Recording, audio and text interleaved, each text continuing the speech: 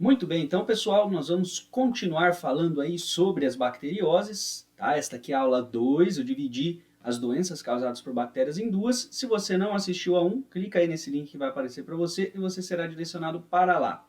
Caso você já tenha assistido, vem comigo aqui sem mais enrolação. Muito bem, então, pessoal. A primeira bacteriose que nós vamos falar nessa aula é a leptospirose, bem famosa aí, sempre associada a roedores, né, pequenos roedores. É uma doença muito perigosa, pessoal, pode ser letal, e ela é causada por uma bactéria chamada Leptospira interrogans, tá? Um espirilo flagelado aí, como você pode ver. Por que rato? O que tem a ver o rato com leptospirose? Pessoal, não é o rato que transmite diretamente para a gente, mas sim, né, a urina do rato que vai conter essa bactéria. Então, obviamente, lixões onde se acumula rato, ou casas muito sujas, enfim, moradias precárias, as pessoas vão ter mais chance de entrar em contato com a urina desse rato. Fazendo isso, obviamente, entra em contato também com a bactéria.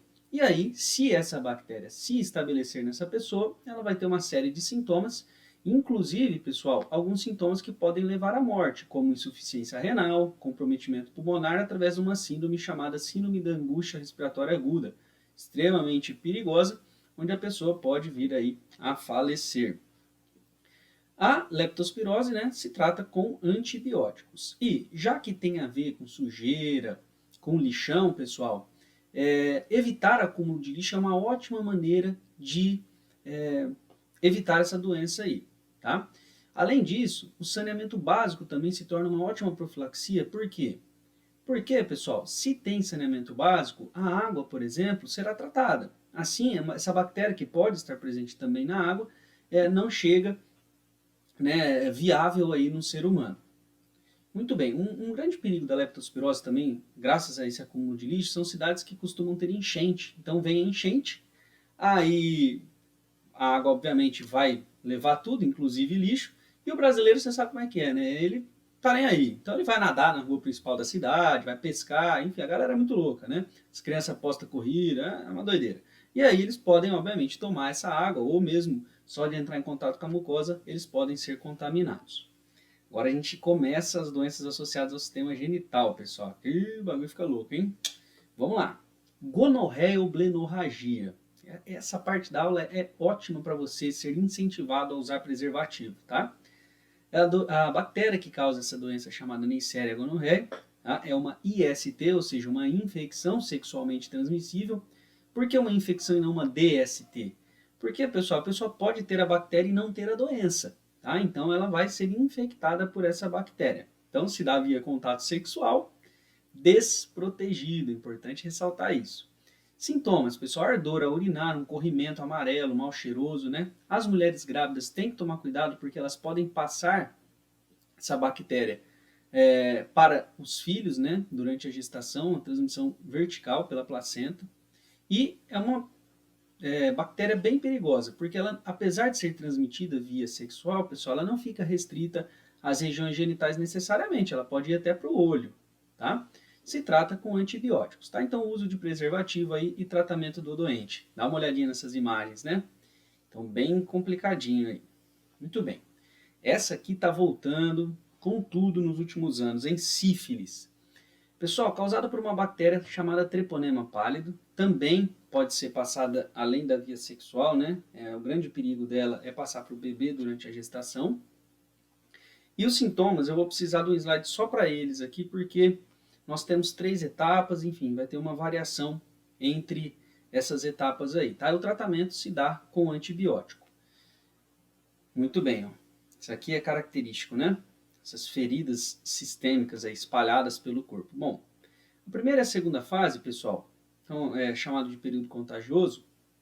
Na primeira fase, então, são as lesões, que pode demorar às vezes até 3 meses para aparecer, mas são as lesões nos locais onde essa bactéria entrou. Tá? Então, já bem complicado. Muito bem. No segundo momento, pessoal, pode ter algumas características como queda de cabelo, inflamação no olho, úlceras na boca, os gânglios podem ficar inchados, inflamados, né? Erupções pelo corpo, então, como aquelas que você viu. Essa segunda fase ela é bem caracterizada também. E depois pode entrar no estado de latência, onde nenhum desses sintomas ocorre. Então a pessoa acha que está curada. E isso pode durar anos. Qual é o problema disso, pessoal? Ela pode, inclusive, passar essa bactéria sem ter aí essas feridas expostas. Por isso que não é pelo que você vê que você deve se preservar, e sim pelo potencial que uma pessoa tem de transmitir doenças, tá? Transmitir aí micro-organismos. Se entrar nessa terceira fase, a pessoa está caminhando para a cova já, né? Pode dar demência, cegueira, problema na articulação, problema cardíaco, dano no fígado, aí a pessoa já tá morrendo, né? Além dos danos cutâneos severos, ó. Muito bem, o antraz já caiu bastante em vestibular, hoje em dia não cai mais, é muito difícil aparecer. O pessoal usava isso daí, corria o risco de se usar a antraz aí como uma arma biológica. Na época das Torres Gêmeas, nos anos 2000, se falou muito dessa bactéria, porque no ambiente ela fica esporulada. Então ela pode entrar por via cutânea, pode entrar por via fecal oral, né, gastrointestinal, pode entrar por inalação. E na inalação, que é o terceiro caso, via respiratória, é onde ela é mais letal. Frequentemente pode levar à morte. Se fez uma estimativa, pessoal, que se um avião despejasse lá em Washington, né, D.C., a capital dos Estados Unidos, 100 quilos, 100 quilos é muita coisa nessa bactéria, mas enfim, 100 quilos dessa bactéria, ele poderia matar até 3 milhões de pessoas. Tamanho poder que esses esporos podem causar, né? Tamanha destruição que eles podem causar. Eles foram usados como arma biológica para tentar atacar os presidentes americanos também nos anos 2000, né? Se enviavam cartas com esse esporo dentro delas, né? Muito bem. Pneumonia. Pneumonia pode ser causada por muita coisa, inclusive, pessoal, por bactérias, tá? Principalmente Streptococcus pneumoniae, mas pode ser também outras bactérias, vírus podem causar pneumonia, até mesmo fungo. É disseminada pelo ar, aerossóis nasais, e a característica da pneumonia, pessoal, é a secreção do muco, de maneira muito acentuada, tá? Esse muco normalmente é um muco carregado, né, amarelo, esverdeado, o que faz com que os alvéolos dos pulmões sejam preenchidos por esse líquido, por esse muco aí, fazendo com que a pessoa tenha dificuldade na troca gasosa, o que dá falta de ar, né, tosse e, em decorrência dessa tosse severa, dor no tórax. Então, dá uma olhadinha, isso aqui vai dificultar tremendamente aí as trocas gasosas. Pneumonia pode levar à morte e é uma causa muito comum de morte em imunodeprimidos, principalmente pessoal que tem AIDS, né? Outra doença que mata muito, principalmente pessoas imunodeprimidas e é extremamente perigosa para a população aí carcerária, né, o pessoal privado de liberdade, é a tuberculose. A tuberculose é bem perigosa. Mas diferentemente da pneumonia que a gente viu agora, que é um processo agudo, a tuberculose, pessoal, além de ter vacina, tá? Então a gente tem vacinação contra essa doença, mas ela é uma doença, pessoal, progressiva, tá? Ela não é aguda, ela é crônica. Então, ela vai causar a destruição dos alvéolos, né? Mas de maneira progressiva. Demora para chegar nesse estado todo, né? De comprometimento completo desse pulmão. Mas uma vez que destruiu, pessoal, não regenera isso daqui. Então perceba que vai aumentando os espaços no pulmão, diminuindo a relação superfície e volume, fazendo também com que as trocas gasosas sejam comprometidas, o que dá falta de ar. Tá? Tuberculose. Parecida com a pneumonia apenas por atacar o pulmão, porque elas são bem diferentes. Peste. Pessoal, peste negra, bubônica, né, septicêmica, tem vários nomes aí, mas ela é causada por uma bactéria chamada Yersinia pestis e matou aí 1/3 da população europeia no século XIV. Matou muita gente, pessoal. Se você acha que o coronavírus é tenso, imagina essa peste que 1/3 da população da Europa morreu em decorrência dela, né? Então, obviamente que pode ser letal. Nos dias de hoje, pessoal, ela já não assusta tanto igual assustava antes, tá? Hoje em dia é só tratar com antibiótico. O pessoal confunde peste com leptospirose, né? Aqui não é rato que transmite. Pessoal, aqui quem transmite é pulga, tá? Picada de pulga. Ou ainda alguns dizem que o contato direto pode transmitir, mas o que eu vejo de vestibular é pulga. Sempre pulga picando uma pessoa e passando para outra.